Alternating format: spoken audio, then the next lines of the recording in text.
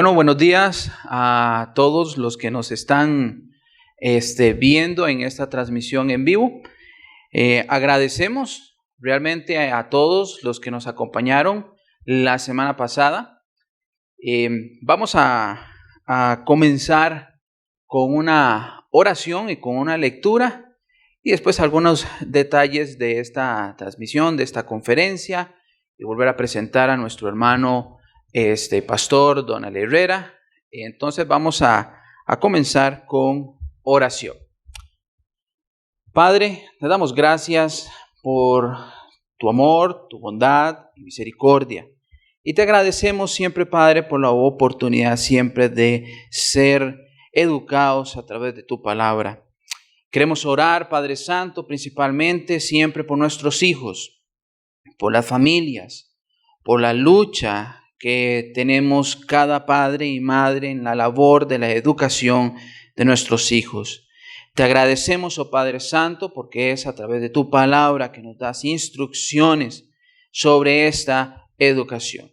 Bendícenos, oh Padre Santo, en esta pequeña hora que vamos a estar siendo instruidos. Bendice a nuestro hermano, el pastor Donald, en medio de toda la instrucción, oh Padre, y que sea, Padre Santo, de bendición para cada uno de nosotros, para aquellos que están en la labor educativa, que tú, Padre Santo, los puedas guiar y bendecir en todo. Gracias, Padre, por esta oportunidad y que todo sea para la honra y la gloria de tu nombre. En el nombre de nuestro Señor Jesucristo oramos. Amén. Bien, vamos a leer el Salmo 7 del 1 al 9. Un pasaje que también se leyó la semana pasada, lo vamos a volver a leer y el pastor Donald también lo va a utilizar en su conferencia. Salmos 107 del 1 al 9 dice así: Alabad a Jehová porque Él es bueno, porque para siempre es su misericordia. Díganlo los redimidos de Jehová, los que ha redimido del poder del enemigo y los que ha congregado de las tierras, del oriente, del occidente, del norte y del sur. Anduvieron perdidos por el desierto, por la soledad sin camino, sin hallar ciudad en donde vivir. Hambrientos y sedientos, su alma desfallecía en ellos. Entonces clamaron a Jehová en su angustia y los libró de sus aflicciones. Los dirigió por camino derecho, para que viniesen a ciudad habitable. Alaben la misericordia de Jehová y sus maravillas para con los hijos de los hombres, porque sacia al alma menesterosa y llena de bien al alma hambrienta. Como hemos dicho, bienvenidos todos. Tenemos algunas cosas que sí quisiéramos como recordar para todos los que nos están acompañando en la conferencia. Hacer un llamado un poco de que la conferencia no debería ser lo último que nosotros tenemos acerca de aprender acerca de este tema de la educación. La editorial tiene varios libros. Por ahora quisiéramos recordar este libro. Ahí lo pueden ver en nuestra página web, Educación en la Verdad. Es un buen libro para hablar sobre los principios, un repaso de lo que el pastor Donald Herrera ha venido hablándonos, y podemos seguir avanzando y aprendiendo de este tema a través de esta literatura. Así que, sin quitar un poco más de tiempo a nuestro hermano, además también va a haber un sorteo. Tenemos algo que vamos a estar sorteando y nuestro pastor Donald Herrera va a entregar gratuitamente unas 2 tutorías a personas diferentes, y eso es lo que vamos a estar sorteando. Las modalidades del sorteo yo creo que ya están siendo subidas en las redes sociales, y nuestro hermano pastor Donald también va a hablar un poquito más del sorteo. Así que le damos la bienvenida, pastor Donald. Puede pasar adelante. Gracias. Gracias, Lester. Toma tu teléfono. Buenos días, hermanos. Buenos días a todos. Bienvenidos. O yo bien ido, más bien, a las diferentes naciones y lugares de nuestros oyentes. Pues ha sido toda una sorpresa. Lo cierto es que casi un centenar de consultas por correo electrónico, por las redes sociales. Y en los últimos 15 días, desde la última vez de la última conferencia, he conocido gente maravillosa, directores de escuelas cristianas, docentes de escuelas cristianas y no cristianas también, docentes cristianos pidiendo consejo para llevar a cabo su labor en escuelas que no son cristianas, padres homeschoolers, padres que no son homeschoolers, pero que están considerando la opción de educar a sus hijos en casa, pastores deseosos de impulsar un proyecto educativo, de abrir escuelas en sus comunidades, un par de empresarios laicos que quisieran enamorar a sus líderes con la posibilidad entonces de fundar instituciones educativas cristianas, hermanos docentes, pero con el propósito de abrir tiempos de tutorías en su propia casa para ayudar a los padres de familia, especialmente a aquellos niños que necesiten apoyo, pero hacerlo desde una perspectiva cristiana. Entonces, qué montón de gente tan especial conocer a través de la conferencia, y espero conocer más en los próximos días. Quiero entregar 2 saludos muy especiales. Quiero entregar primero saludos a nuestros propios docentes acá de SECRE, a quienes está dedicado este esfuerzo. Como les dije la vez anterior, el hecho de haber cambiado de modalidad a tener que estar dando clases por internet en estos días ha resultado todo un desafío. ¿Se quedó esta cámara, Reina? ¿O aquella? Esta está. Ok. Todo un desafío, y entonces una forma de honrarles en medio de sus esfuerzos es dedicarles la conferencia. Y 2 grupos muy especiales. Quiero enviar un gran efusivo saludo a la Iglesia Cristiana Reformada en Bucaramanga, a su pastor John Sandoval, y a todas estas familias educadoras, gracias, estas familias educadoras en Colombia, en la ciudad de Bucaramanga. Un gran abrazo para todos, mi admiración por el trabajo del pastor John allá. Y no hemos cerrado agenda, queremos regresar, creo que a Bogotá. Vamos a ver si es posible hacerlo este año. Un segundo grupo muy amado es el liderazgo y la iglesia, la congregación de la Iglesia Bautista Reformada de Balboa en Panamá, y la escuela adscrita o que funciona bajo la cobertura de la congregación. El próximo viernes, de hoy en 8, tendremos una reunión vía Zoom con el equipo docente para tener un conversatorio con estos hermanos docentes durante un par de horas. Y esta es una oportunidad interesante. Las iglesias están descubriendo que uno puede visitarles vía internet y reunirse con equipos de trabajo sin necesidad de volar hasta esas naciones, por lo menos en este momento. Entonces, saludos hermanos de Balboa. Nos vemos de hoy en 8 en el conversatorio con ustedes. Hagamos un repaso, ¿les parece?, de algunas de las cosas de la conferencia pasada. Aprendimos que era un currículum, y basados en la definición de educación identificamos 3 elementos claves de todo proceso educativo. Alguien que valora una circunstancia y que en medio de esa circunstancia hay alguien que debe ser sacado de ahí, llevado de un punto hacia otro punto. 2, un currículum, un plan que incluye herramientas y vivencias para ayudar a quien se encuentra en aquella circunstancia a pasar de este estado a un estado mejor. Sería un estado educado.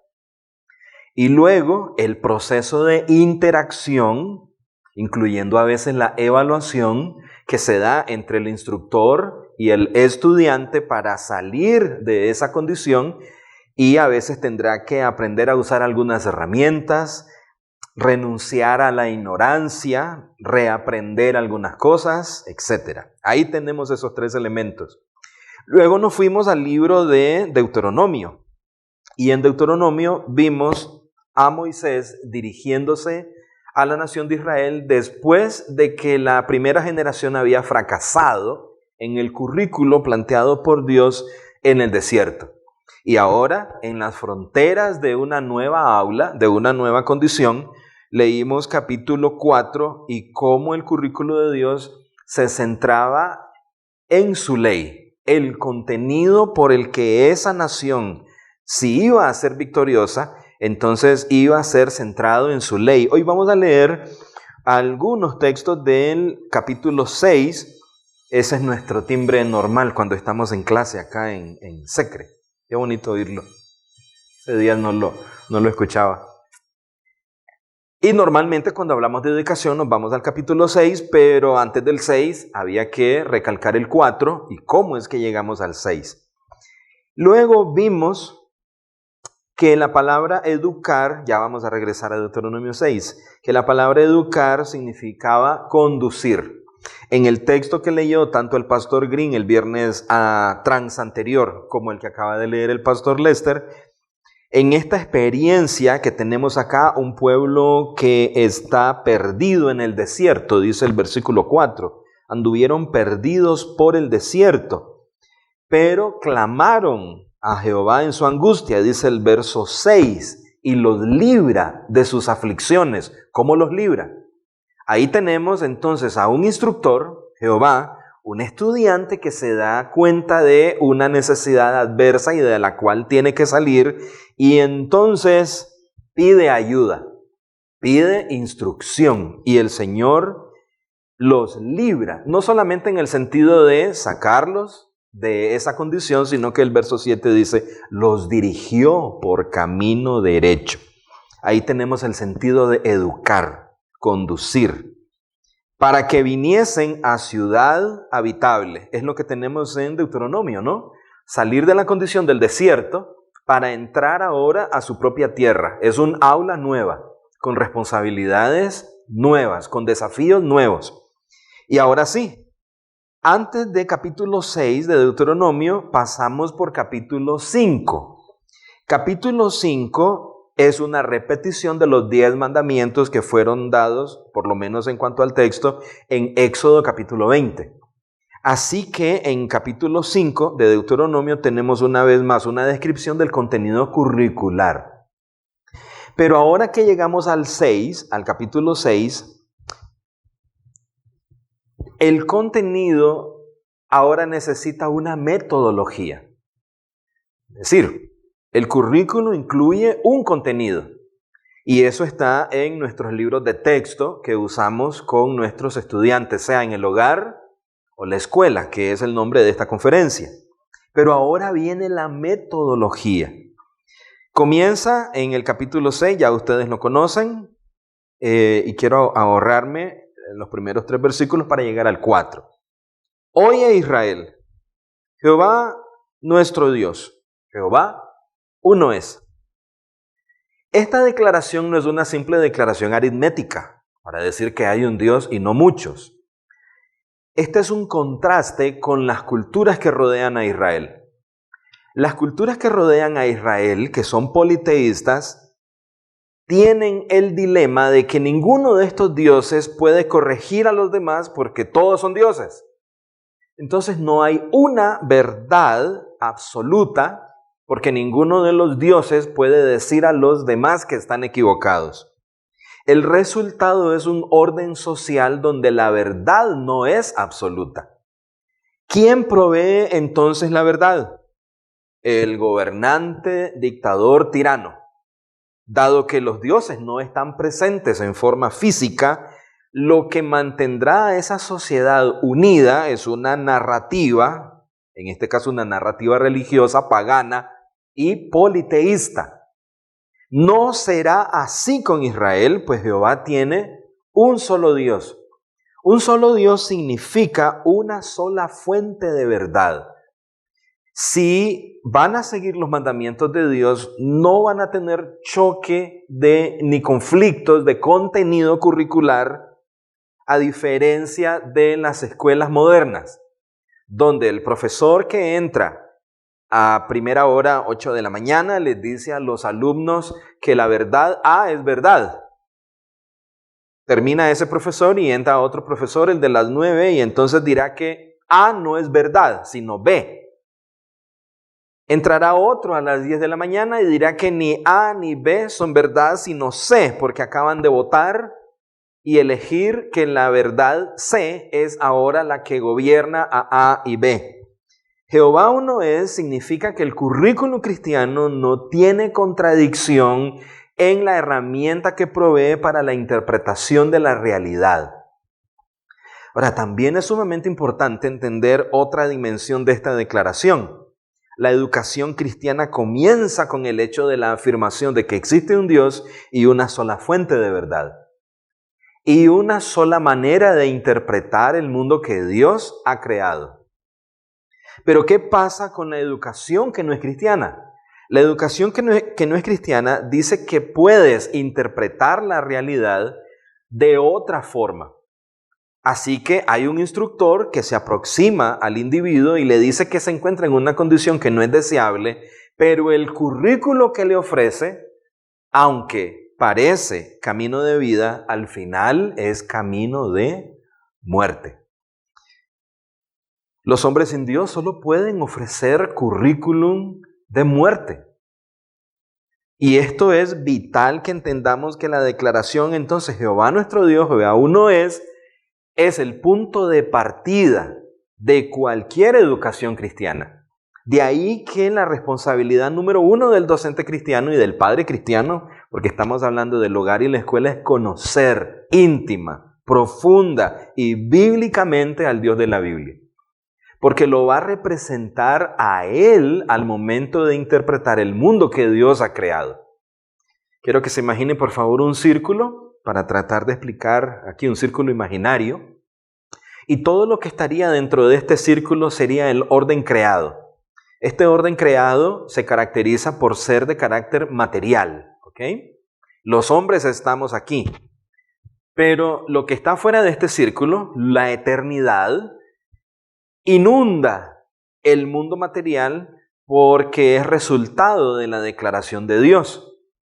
Los hombres que se han enemistado con Dios van a interpretar esta realidad que se encuentra dentro del círculo de la materialidad de la creación, pero como no van a tomar en consideración a Dios, entonces solo pueden tomar como punto de referencia a algún elemento que se encuentra dentro del círculo de la materialidad, es decir, van a definir al hombre en términos del hombre. Solo eso cambia radicalmente la perspectiva de la educación. Como esta mañana en esta conferencia estamos dedicados a una cantidad de consejos, estoy poniendo el fundamento para los consejos que vienen ahora. Así que Jehová, nuestro Dios, Jehová uno es, téngalo en cuenta, el currículum cristiano comienza con una declaración audible, vocal. No me avergüenzo del Evangelio porque es poder de Dios, abierta de que Dios es el creador y que Él es el intérprete de su creación. No solamente Señor de este círculo, sino de la totalidad. Cuando Jesús resucita, Él dice, toda autoridad me es dada en el cielo y en la tierra, el círculo. Él es el intérprete de toda la creación de Dios. Voy a dar también una pregunta que nos va a servir de guía para los consejos que ahora vienen. La pregunta es, ¿qué deberíamos estar haciendo? Vamos a ver si la memorizamos. ¿Qué deberíamos estar haciendo? Y el primer ámbito es político. Deberíamos estarle dando la espalda, cristianos, a toda educación que no declare que Jehová uno es. Deberíamos estar saliendo estratégicamente, planificadamente, de la influencia de la educación que se centra en el hombre como punto de referencia para interpretar la realidad. Esta educación es impulsada actualmente por hombres poderosos. Ahora, cuando digo el hombre, no es cualquier hombre. Son los hombres en el poder. Porque los hombres en el poder tienen en sus manos entonces dos herramientas para llevar a cabo este currículo de muerte. Tienen La autoridad, tienen a su favor las leyes y tienen a su favor tu dinero y el mío, el cual obtienen por vía de impuestos. Estoy hablando de la educación estatista, aquella que un Estado humanista secular define para nuestros niños. Este Estado humanista secular define lo que el niño es. La educación, queridos oyentes, no comienza con algunas técnicas pedagógicas, como aprender a usar una pizarra o cómo armar una presentación PowerPoint. La educación comienza con una definición del ser humano que es quien necesita aprender, pero también con una definición del ser humano que va a ser el que va a enseñar a otro ser humano. ¿Quiénes están definiendo en este momento al ser humano? Los que se atribuyen la posición de hombres de poder y que a través de sus secretarías o ministerios de educación definen a nuestros hijos no como herencia de Jehová, sino como posesión incluso del Estado, como está sucediendo en muchas naciones donde diputados, congresistas, senadores y asambleístas han ya declarado con estas palabras la siguiente oración: los hijos no le pertenecen a los padres. Y aunque no la digan, los tratan como si les perteneciera. Nuestra educación en nuestras naciones no es libre porque está bajo el dominio de los parámetros en contenido, formas de evaluar y formas de promoción.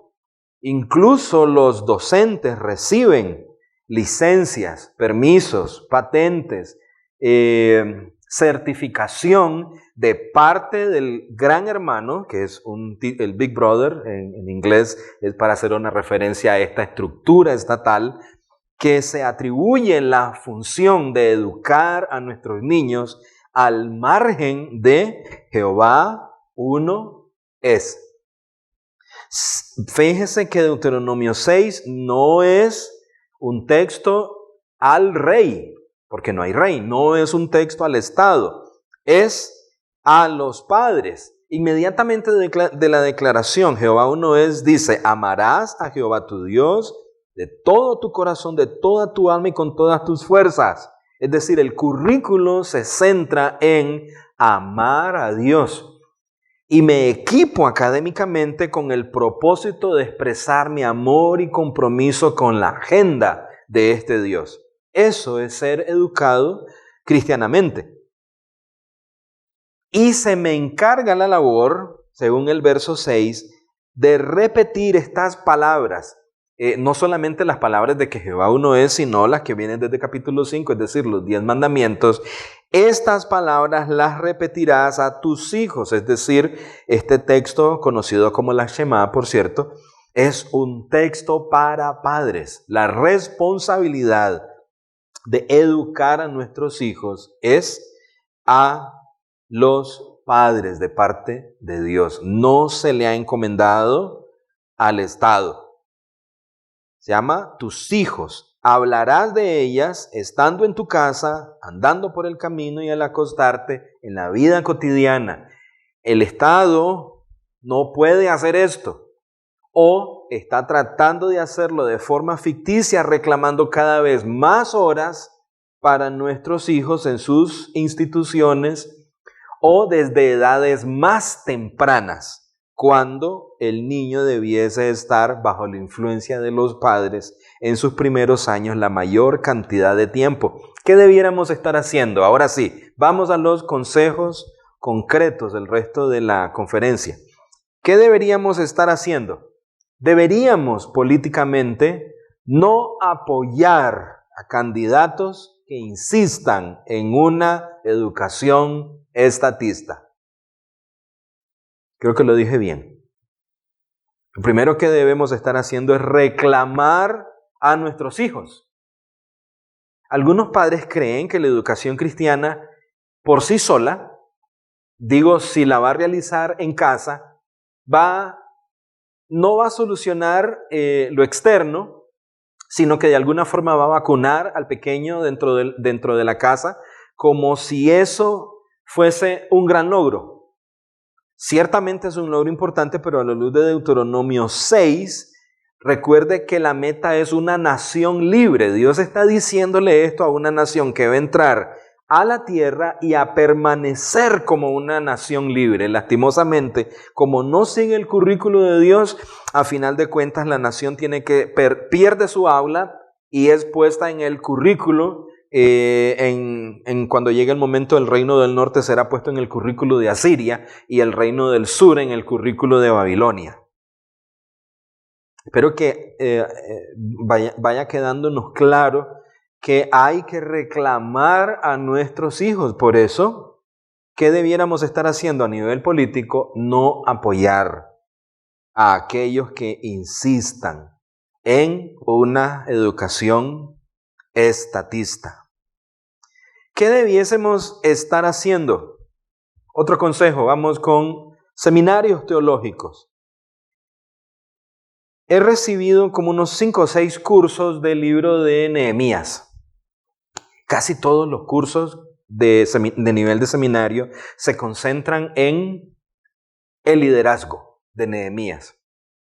Pero Nehemías no solamente fue un líder religioso, fue un líder político.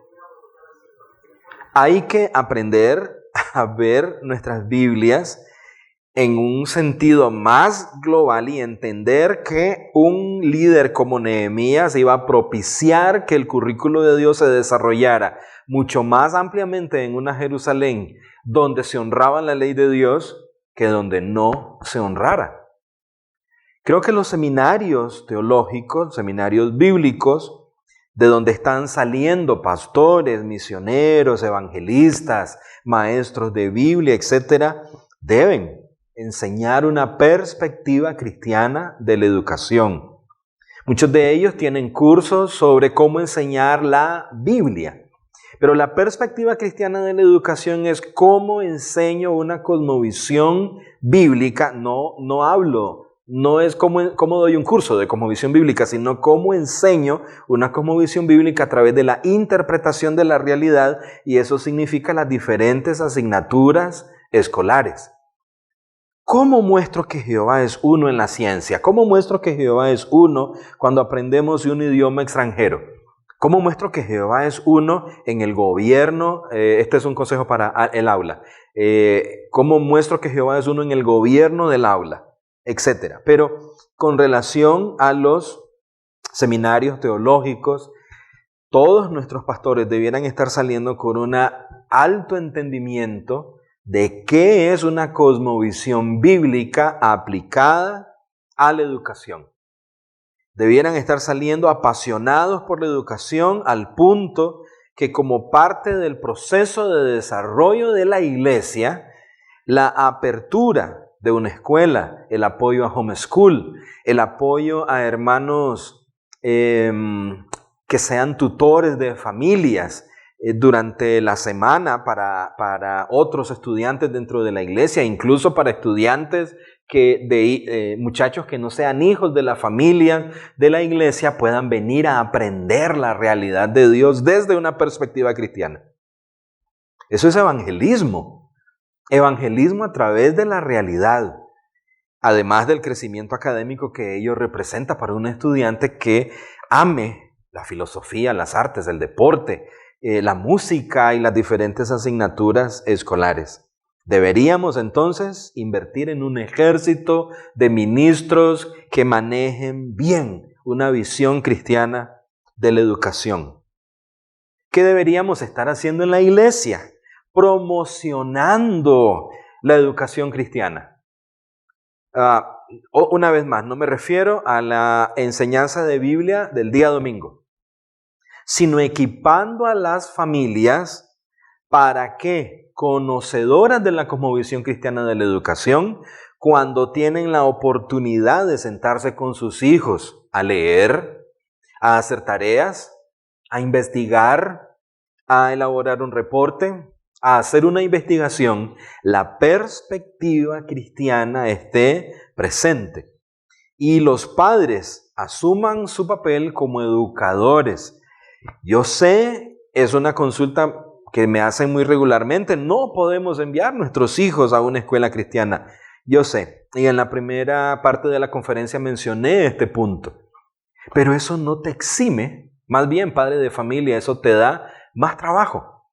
Porque dijimos que te iba a tocar desintoxicar lo más posible, proveyendo una perspectiva cristiana a tus hijos al momento cuando hicieran investigación, redactaran ensayos, elaboraran maquetas, etcétera, etcétera, etcétera. ¿Qué deberíamos estar haciendo en la iglesia? Deberíamos estar entrenando a aquellos que están estudiando docencia y deberíamos ofrecerles un discipulado para docentes. Deberíamos estar reclutando jóvenes para la carrera de educación.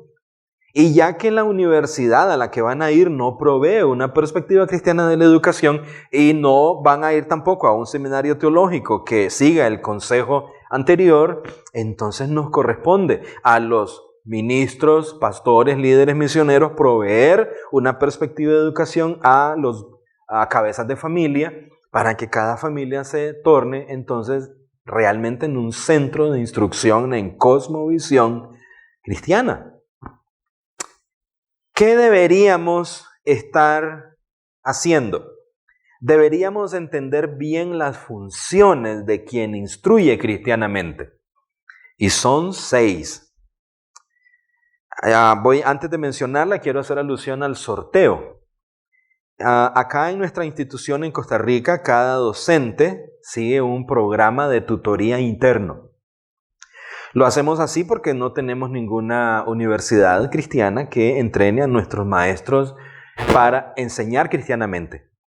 Entonces nuestros docentes se sientan con su servidor durante 45 minutos, una vez a la semana, y proveemos una perspectiva cristiana de la educación. Y uno de los temas que vemos son las 6 funciones de un docente cristiano. Voy a decirlas rápidamente. Normalmente tomamos una sesión de 45 minutos para 1 o 2 funciones. Aquí tengo que decirles las 6 de una vez. Con relación al sorteo, entonces, la idea es que cuando usted reporte que es un docente cristiano, puede etiquetar a algunos otros docentes en su comentario y, si resulta elegido, tener un encuentro vía Zoom para que sienta un poquito la dinámica de una tutoría. Y podría ser el inicio de un ministerio, usted que es docente cristiano, dirigiéndose hacia los padres de familia de su congregación, equipándoles sobre cómo hacer tareas de matemática con una perspectiva cristiana, el propósito bíblico del estudio de las ciencias o de la música o de la historia o de la literatura. Deberíamos entonces entender qué distingue a un instructor o un docente cristiano de alguien que no lo es. Número 1. La primera función de un docente cristiano es identificar la falsedad. Dijimos en la sesión número 1 que hay 3 áreas en las que tenemos que ser identificadores de falsedades. Falsedades acerca de Dios, falsedades acerca del hombre y falsedades acerca del mundo. Como aquellos hombres que identifican que hay cizaña en el campo de su Señor. Y lo primero que hacen no es identificar al trigo verdadero, ese lo conocen de sobra. Lo que necesitan es agudeza, perspicacia para identificar la falsedad. Parece fácil, pero cuando ves la historia de la iglesia, te vas a dar cuenta de la gran cantidad de falsedades que hemos abrazado, considerándolas como verdades. Un docente en esta semana que me escribió, producto precisamente de esta conferencia, me decía que él estaba en una clase donde estaban enseñando la pirámide de Maslow como bíblica. Es una clase para entrenar maestros cristianos. La pirámide de Maslow bíblica, ¿dónde la encuentro en la Escritura? ¿Verdad? No me corresponde hacer aquí un análisis de eso, pero es una de las cosillas, decimos en Costa Rica, que se filtró, sonó bonito, a alguien le sonó interesante y hasta quizá le quiso hacer un favor a la fe metiéndolo a la fuerza, como aquel niño que, recuerdan ustedes, aquel juguete que hay que meter un dado, un cubo, y quiere meterlo por el agujero que es un círculo. ¿Se acuerdan ustedes los años en que los 4 temperamentos eran casi una revelación del cielo? Y los cristianos hicieron cuestionarios y se dijo que un colérico no se podía casar con otro colérico, y muchos consejeros cristianos vendieron este consejo como un consejo bíblico y se analizaron los personajes de la Escritura clasificándolos por una tesis que es pagana, ¿verdad? Griego. Es falsa porque se supone que venían por la presencia de unos fluidos corporales y que eso determinaba nuestra personalidad. Pero a alguien le pareció que tal revelación alcanzaba bonito en la fe y que le iba a hacer mucho bien a la consejería. Y pasaríamos bastante tiempo identificando cuántos elementos de la psicología humanista se filtran a montones en sus presuposiciones. Así que la primera función es identificar las falsedades. Si usted está trabajando con un currículum no cristiano, es garantía absoluta que está lleno de falsedades. Si Dios no está presente en el currículo, esa es la primera falsedad a identificar. Se está planteando al estudiante que esa asignatura en particular puede interpretarse esa área de estudio sin hacer necesidad, sin recurrir a lo que Dios ha dicho acerca de esa área. Una falsedad acerca de Dios y acerca del hombre, que todo lo puede, que puede invocar al universo porque el universo conspira a su favor, o falsedades acerca del mundo, que se organizó solo, que no hay significado intrínseco, que tenemos que buscar asignación de significado por parte de los sabios de este mundo, que son los que tienen que definir para nosotros cuál es nuestro propósito último en la vida. Segunda tarea, recuerden que esto es rapidísimo y posiblemente sea uno de los temas en la tutoría, si usted resulta favorecido, es esparcir la verdad. El docente cristiano debe conocer la palabra de Dios profundamente y esparce la verdad como el sembrador de la parábola. Toda su clase, toda su instrucción, y hablo de docente, y recuerden que esta conferencia es la educación cristiana en el hogar y la escuela. El padre de familia, un sembrador de la verdad. Esto es lo que Dios ha dicho sobre este tema. Llámese el dinero, la sexualidad, el uso del tiempo, la escogencia de amigos, la adoración y todos los otros temas que tengan que ver con la vida humana. Él es alguien que propaga, esparce. Pero además, función número 3, hace valer la verdad. Cuando usted resuelve un problema matemático, lo hace porque domina las leyes y axiomas y normas que se aplican a ese problema matemático que el docente plantea. No resuelve el problema matemático por su personalidad, sino porque tiene dominio de las normas. El docente cristiano, ya sea el padre de familia o el docente formal, demuestra que la verdad de Dios aplica a todas las áreas de la vida y que en toda asignatura hay leyes y normas. Pueden ser normas de acentuación o normas fonéticas cuando está aprendiendo otro idioma, el movimiento de los planetas de Kepler, la función redox en química, y mostrar que Dios ha hecho una creación que se gobierna por normas y que por lo tanto el dominio cristiano empieza con el hecho de conocer estas normas, pero se aplican. No solamente repito, volviendo a las matemáticas, las normas de las matemáticas, sino que me enfrento a problemas reales. Por eso tienen el nombre de problemas, requieren una resolución. Y la forma de solucionarlos es aplicando, haciendo valer los teoremas matemáticos. Al problema matemático no le queda más que rendirse y darnos el resultado correcto. No tiene que ver con que soy muy inteligente. No tiene que ver que conozco los secretos, la piedra filosofal. Es que conozco las normas. Pero además de conocerlas en el sentido de que las puedo repetir, las hago valer. Una cuarta función del docente o instructor cristiano en el hogar o en la escuela sucede cuando en el currículum hay una verdad que no se ve todo su poderío de maldad o perversión, sino que hay que acelerar, por así decir, hacia dónde nos lleva esa verdad una vez que es abrazada por un corazón, una familia o una nación entera.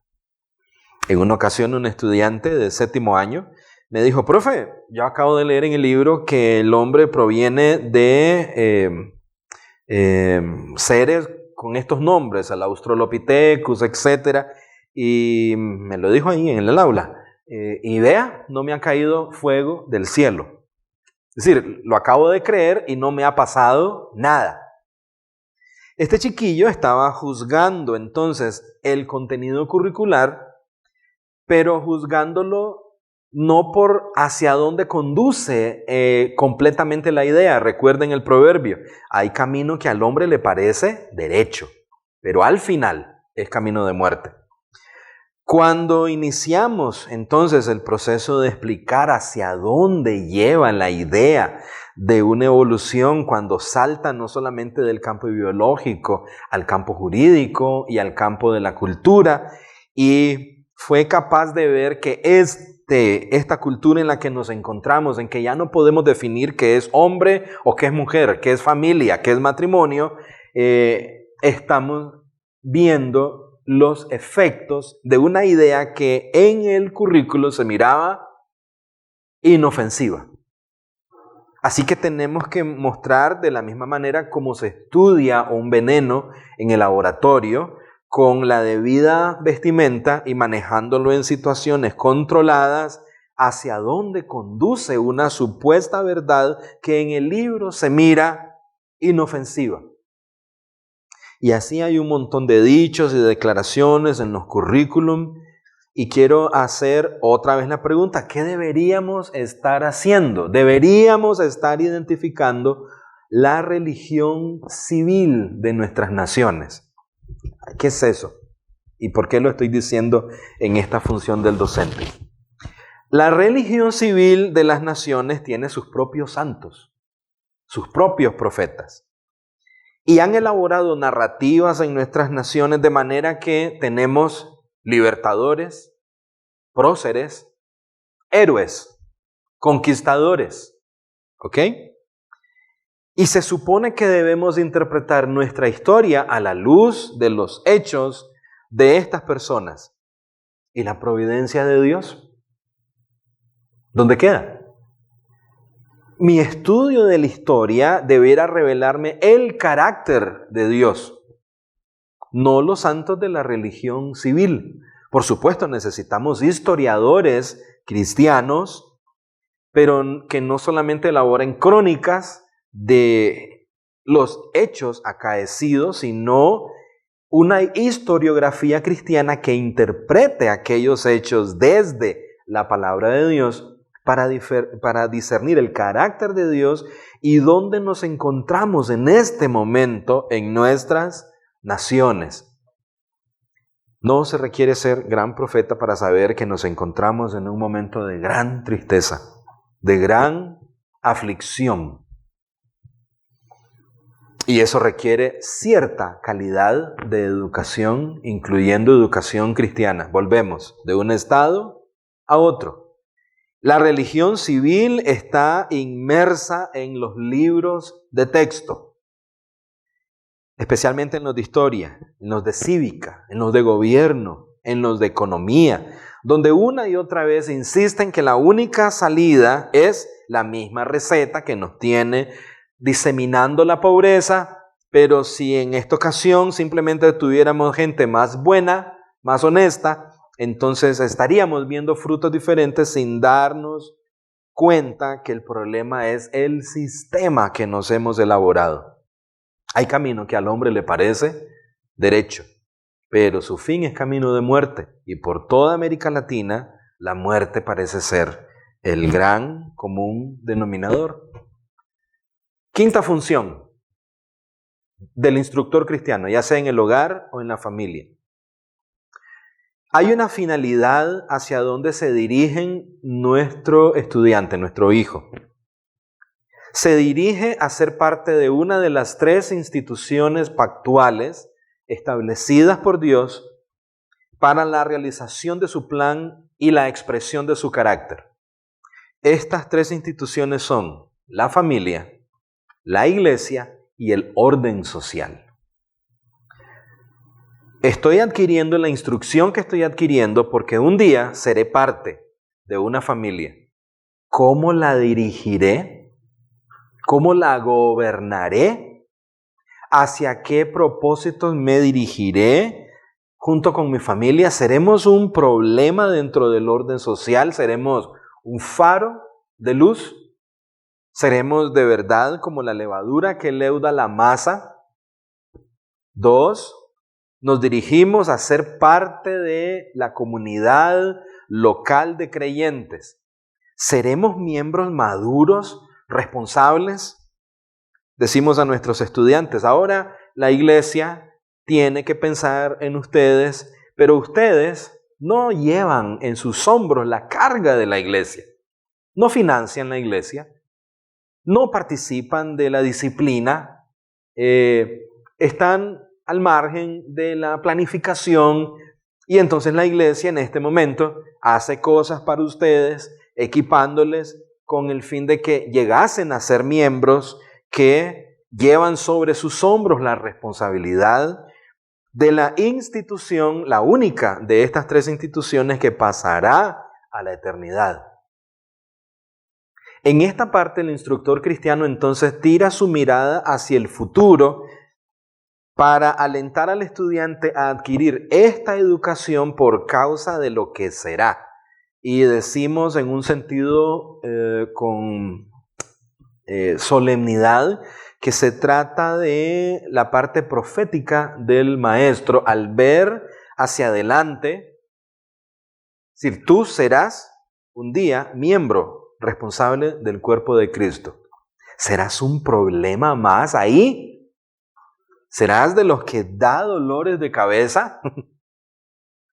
¿O la adquisición de una cosmovisión cristiana te permitirá ser un miembro que provee sanidad, liderazgo, valentía, instrucción y que se une al cumplimiento de la gran comisión, ayudando a las nuevas familias que vienen entrando al reino de Dios a adquirir a su vez una cosmovisión bíblica y entre ellos una visión cristiana de la educación?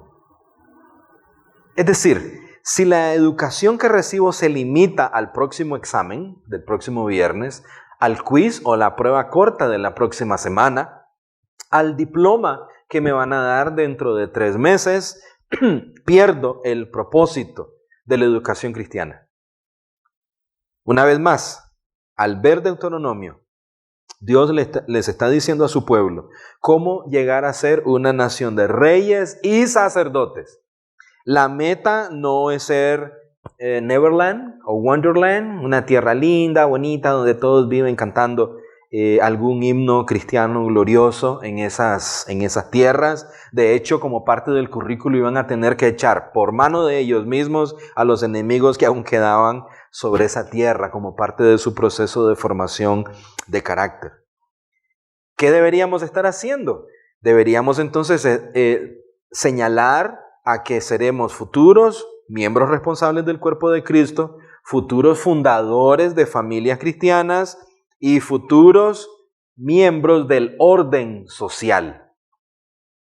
Y como miembros del orden social seremos responsables de administrar nuestra ciudadanía, entre ellos no dándole votos a quienes tienen agendas anticristianas.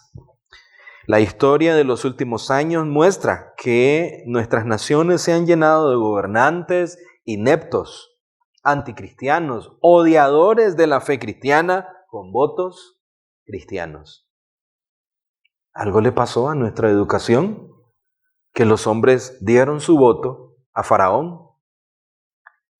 Y la sexta función es una función que es modelar el currículum.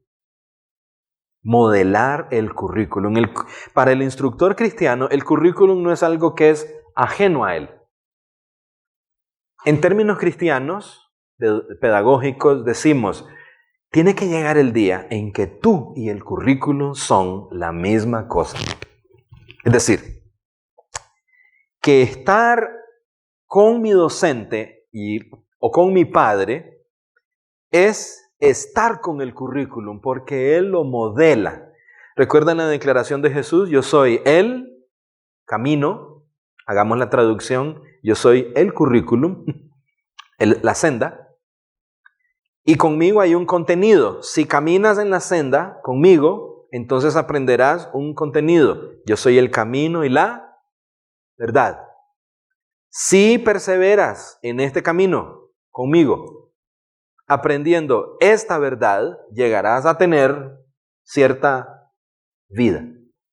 Yo soy el camino, la verdad y la vida. En la sexta función, el docente, su estilo de vida, su testimonio, desde el aprecio por sus estudiantes, la vida de oración por los padres de esos estudiantes, su oración misma, su respeto por ellos, pero también su profundo amor por la asignatura, por la verdad, por el Dios a quien representa. Esta es la sexta función del docente. Ojalá llegara el día que pudiera decir, el currículo que enseño y yo se han convertido en la misma cosa. Me es imposible no desarrollar relaciones donde no esté incluido el currículo. Así que aquí tiene las 6 funciones. Identificar la falsedad, esparcir la verdad, hacer valer la verdad. Cuando las declaraciones del currículo parezcan inofensivas, entonces hacerlo madurar, tanto para la falsedad como para la verdad. ¿Qué pasa con los hombres que abrazan la falsedad? ¿Y qué le pasa a una nación que abraza una falsedad? Vean las ficciones en las que entran las naciones cuando creen falsedades. Y número 6, encarnar el currículum. Y esto es tanto para el hogar como para la escuela. Su Biblia contiene entonces el registro del carácter de un Dios que educa identificando falsedades.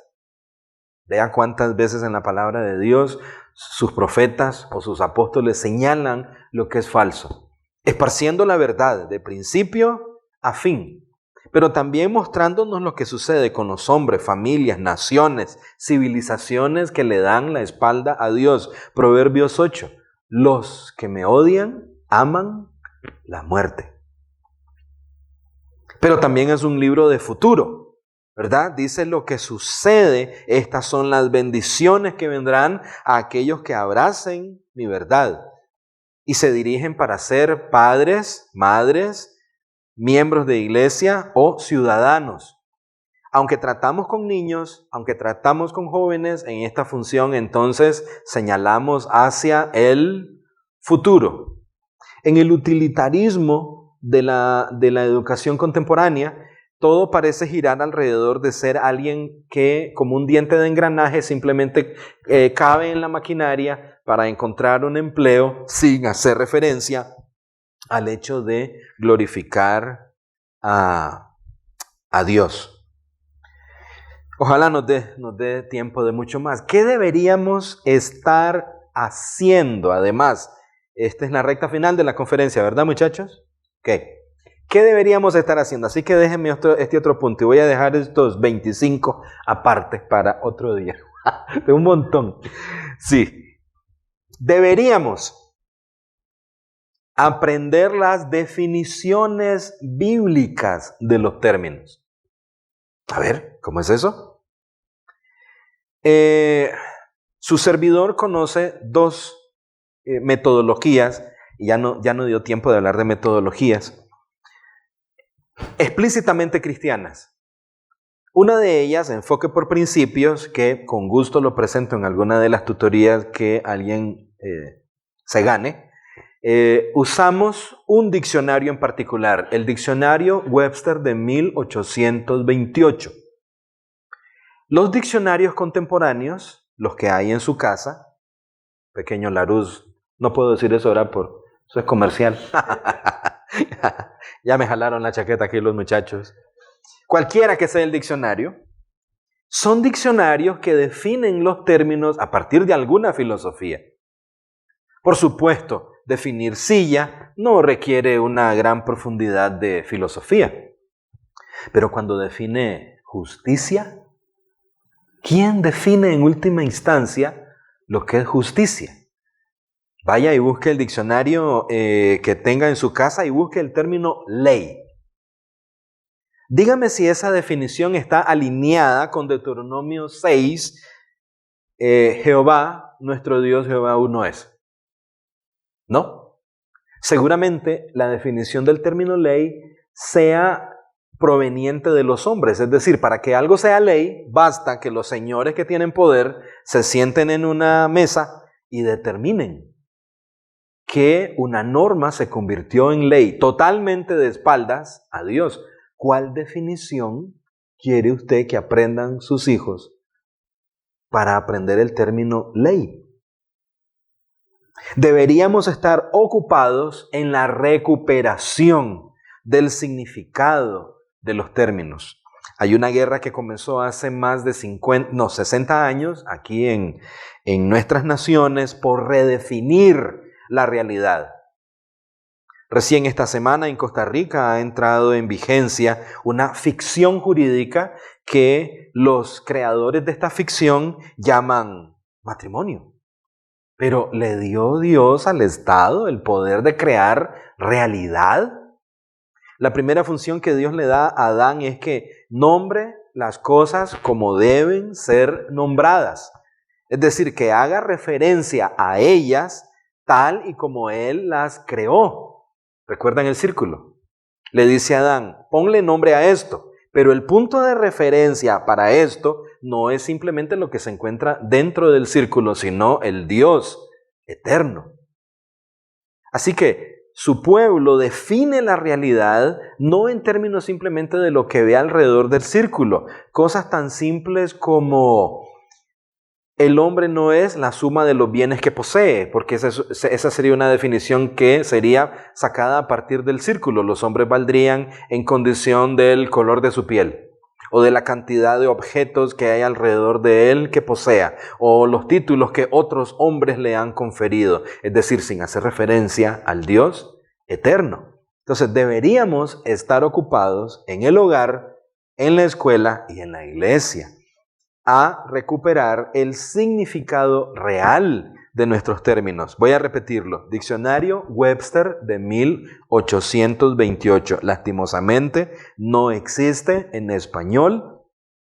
Hay algunas versiones resumidas en internet que pueden encontrar en los buscadores. Coloquen Webster 1828. Todos los otros diccionarios Webster que se van a encontrar en inglés llevan el apellido, pero no es este. ¿Ok? Es 1828. Debiésemos entonces, cerrando, ¿a qué deberíamos ocuparnos?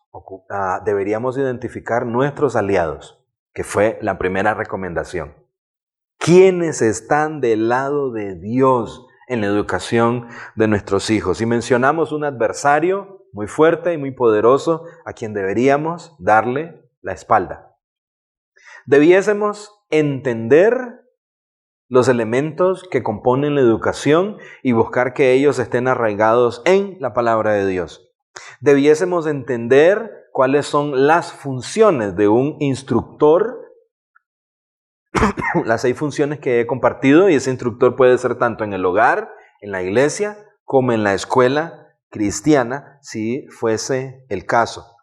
Debiésemos entender que la educación cristiana parte de una comprensión bíblica de la persona de Dios. porque Él es el creador de la realidad y el definidor de ella.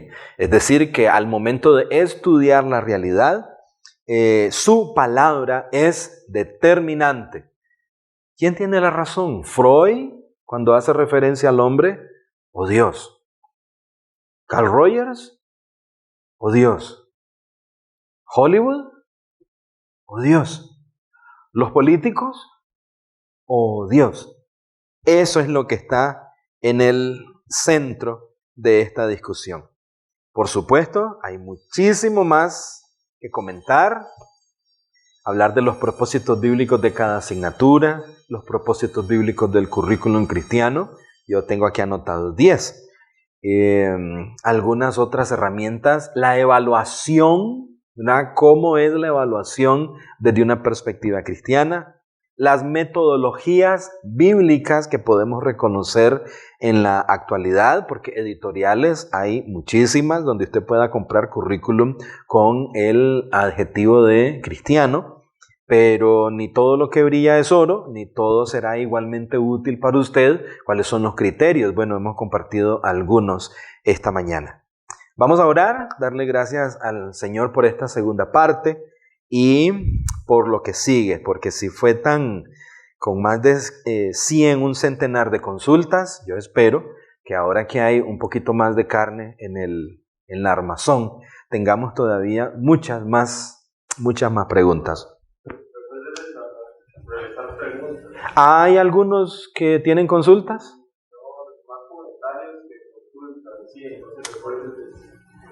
Pero ya el tiempo... Sí, ¿verdad? Oramos.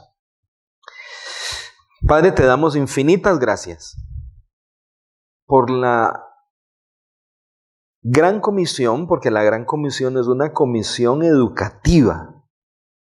Tú dijiste, enséñenles a guardar todas las cosas. Es decir, nos hiciste instructores el día que anunciaste la Gran Comisión y nos diste el currículum también. Y nos prometiste tu compañía. He aquí, yo estoy con vosotros en la realización de esa tarea hasta el cumplimiento, hasta el día en que dejemos de hacerla, pero mientras estemos aquí es lo que nos toca hacer y tú nos acompañarás en ese proceso. Oramos por cada familia que está llevando a cabo la Gran Comisión. No es que simplemente están educando a sus hijos, es que están llevando adelante la Gran Comisión. Señor, pon en su corazón el deseo de abrir las puertas y recibir a los niños de la comunidad, de otras familias, de familiares, hermanos, parientes, para que otros niños vengan y quieran aprender a explorar el mundo desde una perspectiva cristiana. Oramos por los centros de instrucción teológica y la necesidad de una cosmovisión bíblica de la educación para que salgan ministros, pastores, misioneros, escritores, compositores que multipliquen la visión, porque a fin de cuentas es el cumplimiento de la Gran Comisión. Oramos por ministros, pastores en las congregaciones, líderes, diáconos, que participen también de la Gran Comisión en el elemento educativo de ella, enamorándose de tu currículum y equipando a las familias de las congregaciones para convertirse en familias educadoras. Te pido por los proyectos de fundaciones de escuelas cristianas que estamos escuchando en el continente. Te pedimos que fortalezcas a aquellos que más bien están pensando cerrar de cara a la situación tan difícil en medio de esta cuarentena a causa de la pandemia, que les des la fortaleza para salir adelante. Pero en especial oramos por cada hogar cristiano de nuestro continente, para que la gracia tuya abunde, Señor, y cada padre sea legítimamente un instructor de la gracia tuya, del currículum tuyo, de la verdad tuya, para las nuevas generaciones de cristianos que, aunque ahora son pequeños, se dirigen hacia una lucha tremenda en medio de esta cultura anticristiana en nuestras naciones. ¿Cuánto fruto nos darás de este esfuerzo? Solo tú lo sabes, Padre. Lo que queremos hacer es sembradores gozosos mientras realizamos esta tarea. Así tengamos que llorar o sufrir o ser heridos, que haya gozo en nuestro corazón mientras esparcimos tu verdad por vía de la educación. Oramos en el nombre de Jesús. Amén.